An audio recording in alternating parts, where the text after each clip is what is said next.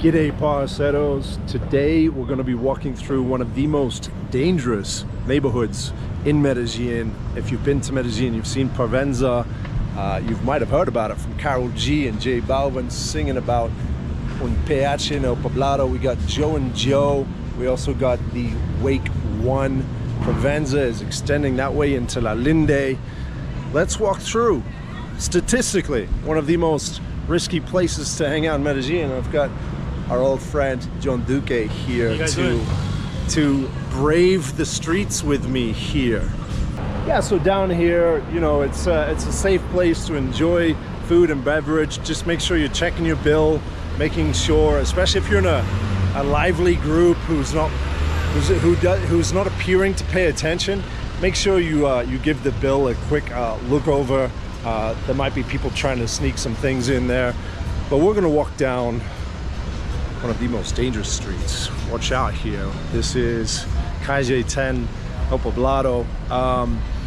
Let's talk through some common scams, some common ways that you might be taken advantage of or robbed or drugged, and how to react and how to avoid those things. So where do we begin? I feel like in Colombia there's always a new scam, there's always something. Why is that? It feels like it's constantly changing too. Like in Jurassic Park, the dinosaur never strikes the fence in the same place twice. Yeah. You could see that there's two ways basically, because Colombians could be very friendly and could be very engaging. So that they could bring your guard down, and that's when you bring your guard down is when stuff could happen also. So you always want to keep your guard up, be streetwise. Yeah. So even right now, like a really common one is when you're using your phone on the corner, maybe you're looking for directions, you're WhatsApping someone, using your phone, which is accessible by the street right here, is a real easy way to get your phone grabbed. So I'm using a GoPro on a baton pretty much, so the risk is lower for me right now, but I am still, you know, making sure I'm not holding my GoPro out over the road so a motorbike could come and grab it. The grab and runs, the snatch and runs are common. It's generally not, it can happen, especially if you're in Central, but it's generally not, you know, these aggressive type of robberies, right? It's more snatch and runs. You'll see the snatch and grab on a motorcycle. Two guys on a motorcycle come and grab your phone. That's possibly the most common robbery in terms of a snatch and grab. The other way is somebody approaches you, you're in a lonely street by yourself, wrong place, wrong time, and somebody approaches you, has your guard down, and basically asks you for something. A lot of times you could be even robbed without even a weapon. They'll just intimidate you and bluff and say, oh, give me your stuff, and since you're in a strange country, you don't know the language, you don't know what's going on, you could be taken advantage very easily. It happens a lot to Colombians also. Yeah. So and it's just that's why it's important to keep your distance with somebody that comes in and approaches you. If a young guy with a hat on starts approaching you, starts asking you something, just be very, very firm. Keep your distance from him. Just let him know, look, I'm not interested, I'm not in the mood, I don't have nothing to give you, I'm sorry. Yeah. And you continue your path. I used to go to university downtown. That would always be my approach when strange people would approach me in Central. Just be very firm, keep my distance, keep my eye on them, and let them know, look, I'm not an easy victim either. Just keep your distance, I'm gonna continue my way. It's very good advice for people also. Just keep your distance, let them know that you're aware of your environment, because they're always gonna look also for the easiest prey, the most distracted person, the person on the wrong street late at night. So you always wanna be very careful of that. Keep your risk at a minimum. Especially in a place like this where we're walking right now, there are groups and there are people who survive off this stuff. So expect that this is out there, even if it's not present.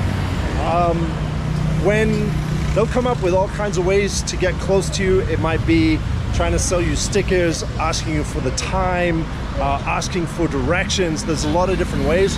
Unfortunately, it does mean that you have to keep your space a little bit, which isn't, you know, the Colombia that we really love to experience and live, getting to know everyone. Even if it's a beautiful woman approaching you here in Parque Lleras, you want to be very careful. how they approach you.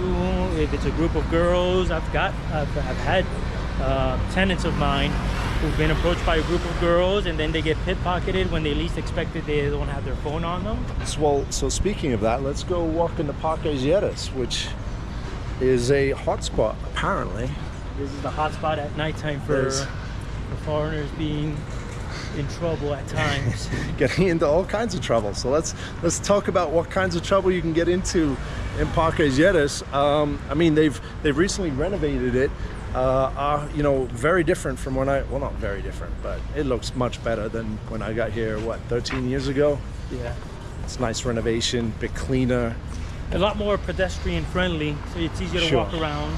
Yeah. They got some tables out here, which is new. Yeah. Okay, so what are we looking out for here? Obviously, there's some different nightclubs. There's some different kind of scenes there.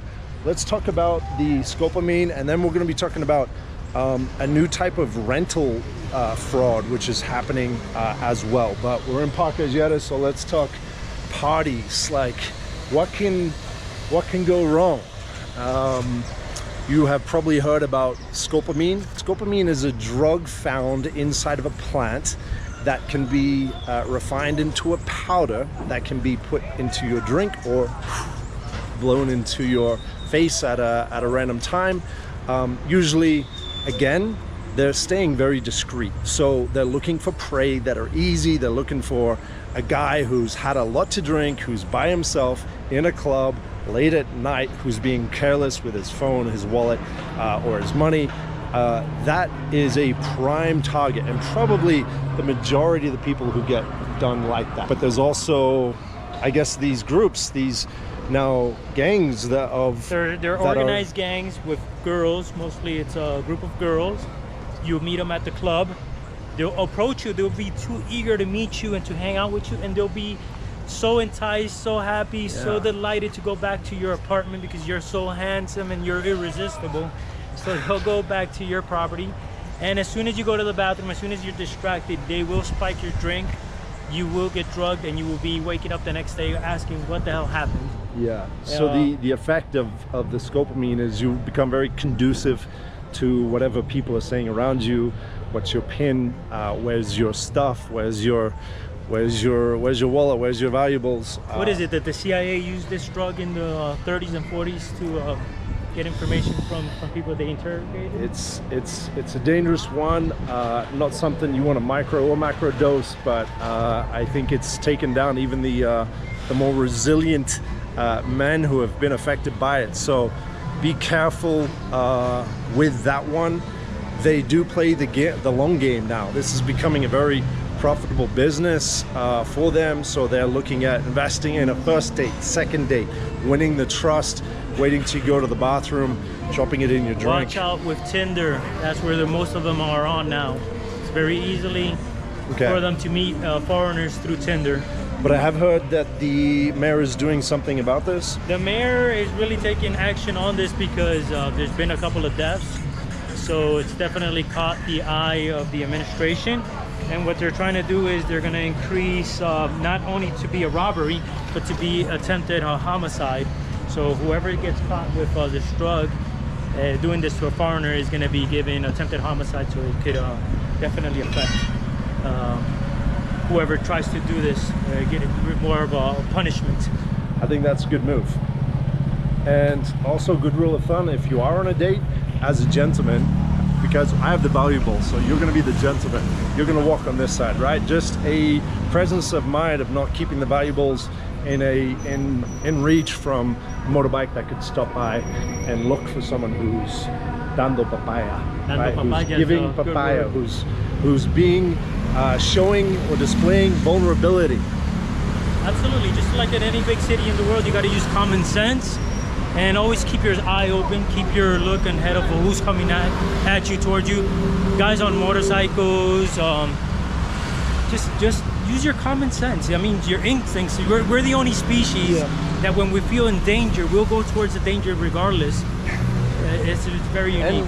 And so for someone who's never, had this as part of their life, because it is just a general common sense of awareness that you want to be building here.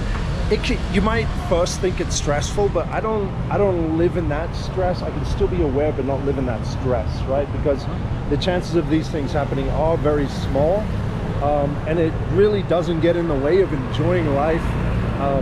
You know, the news headlines that you might be hearing might you know, put that as your default opinion about, oh, that place is dangerous because of those headlines. Day-to-day life is not like that. Colombia is still, I think, one of the most enjoyable places to spend seasons of your life. 90% of the guys that I talk to say that they feel safer walking here in Medellin than what they do back home in one of the bigger cities. You're not going to be targeted for being white. You're not going to be targeted. Usually, a lot of times, robbers would look for easier prey, a smaller person. I mean, Sam is a big person. I mean, if I'm a thief, I'm not gonna go for the bigger guy. I mean, that could overpower me. So usually it's pettier stuff. Usually they're looking to get in and out. That's why when you're on the edges of especially these areas when we're coming out of Parque Lleras, which has more side streets and are less crowded, is where you could definitely come upon some trouble. If you're coming down here towards Parque Poblado, which tends to be a little bit more shady, where you could get pickpocketed or robbed. I've had guys that get approached by a beautiful woman, which seems like a beautiful woman. At times it could be a trans, which is very common here. And hey, they ask him a question and the guy brings out the phone and starts translating when they least expect it. They get maced, and then they get their phone snatched, and the person is running with their phone. So stuff happens like any big city in the world. So what we're trying to say is keep your eyes open and be aware of your surroundings at all times. Yep. Yeah, I've definitely had my fair share of little snatch and runs, more in Bogota, especially my first years there. Bogota, Cali, you could definitely have that. Yeah. Here in Medellin, you keep your eye out for the women. The women are the biggest risk. Either you fall in love or you get robbed, one of the two. And that, I would say, is one of the biggest dangers on this street, is falling in love, making government contracts with people that may not have your best interest at heart. They may just be having their interest at heart. So, and on this note as well, to avoid getting scammed when you're booking your apartment, one, Airbnb provides insurance for this exact reason. Yes, there are higher commissions for Airbnb, and that's why a lot of people are tempted to go off of the platform. If you know a brand that is trusted, that you've done business with before, yes, okay, but if you're looking to do these off deals on Facebook, that's where you might likely get targeted. So just like walking on the streets, doing business in Colombia is not for the faint of heart. You need people on your side, you need people that you trust, that you can do business with. Take a look in here, get to meet some of the local business services that can help you do that. If you'd like to book a rental or property management services, you can get in touch with John. Send me an email at sam@sammiller.life and I'll make an introduction with John so he can help you get sorted. So we're close. We've almost made the gauntlet. To Parque Poblado, in the most dangerous hood of Poblado by far. Okay, so let's talk about some of the common apartment scams that are happening right now in Medellín. John, you deal with a lot of bookings, right? What have you heard? We're being affected by this right now, as late at night we'll get a call from the doorman saying that somebody showed up and rented our property, and we find it very strange because we had no reservation that day. When we find out more information, the person had put down 3-4 million peso security deposit for an apartment that's not ready or available for them, so they've been scammed. Once we find out more about who and where they came from, we see that this website or this person has stolen photos from our website, and basically is promoting it as they're the administrators of this property. So when you, as a foreigner, you've rented through this person and arrive at the porteria asking for access to the property, you find out that there's not an existing property for you. So you're now left out in the street, nowhere to go, lost money, you're pissed off. It's a very terrible way to start off your experience in Medellin. So Live Realty and a couple of other property manager in town, we're taking the initiative of trying to raise awareness for travelers to be very careful who you're dealing with, especially if you're dealing outside of Airbnb, especially if you're dealing with people through Facebook.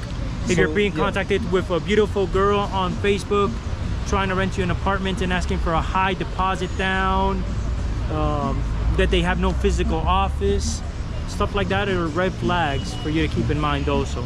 Yeah, and have very low expectations about getting help from the police or the courts to follow up on this kind of thing, even if you have the ID and the bank account of the person. That's the worst thing. These scammers are getting away with it. It sounds like there's 13 people who are now in a group who have been scammed by one person. Yes. They have his name and his bank account, but it's still not being resolved. Not being resolved at all, and it's a shame. I mean, does that come down to that overall hard truth of doing business in Colombia? Like without that judicial backbone, that judicial support, that it's really like, it's almost like anything goes. There is a direction it goes. There are things that are just considered, it is what it is, but there's a lot of it. So like, all right, this is part of doing business, it's part of life here. Pretty much. I think it's something that definitely affects, and it's a problem with our culture. Sometimes we're very short-sighted and we always want to take advantage of somebody.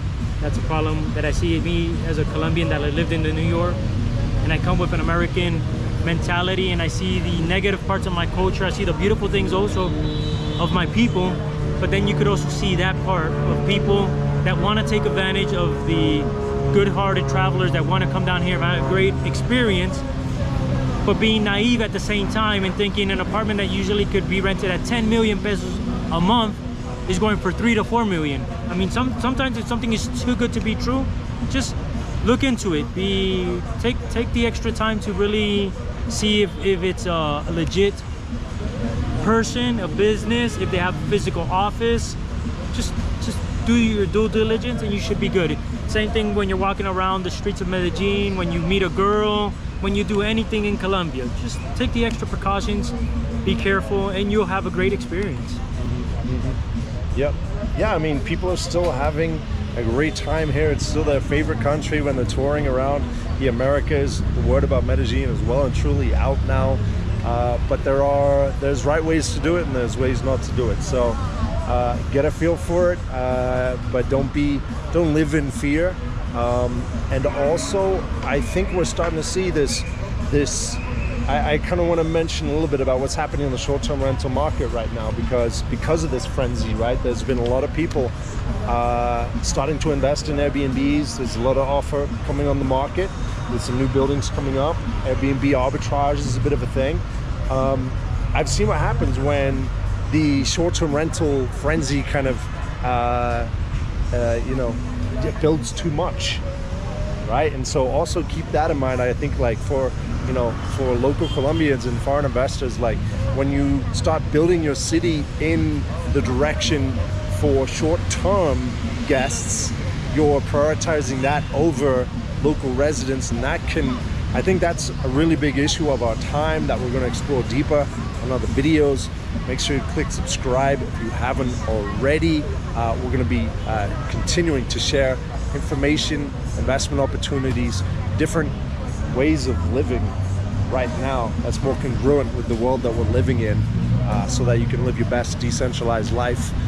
If you want to get in contact with John, send me an email, sam@sammiller.life. I'll make you an introduction, get his WhatsApp. I think that's how you like doing best way of communication. Quick WhatsApp. It's all done on WhatsApp here. Yep. Yeah. All right. Good stuff. Thanks for tuning in. We'll see you in the next one.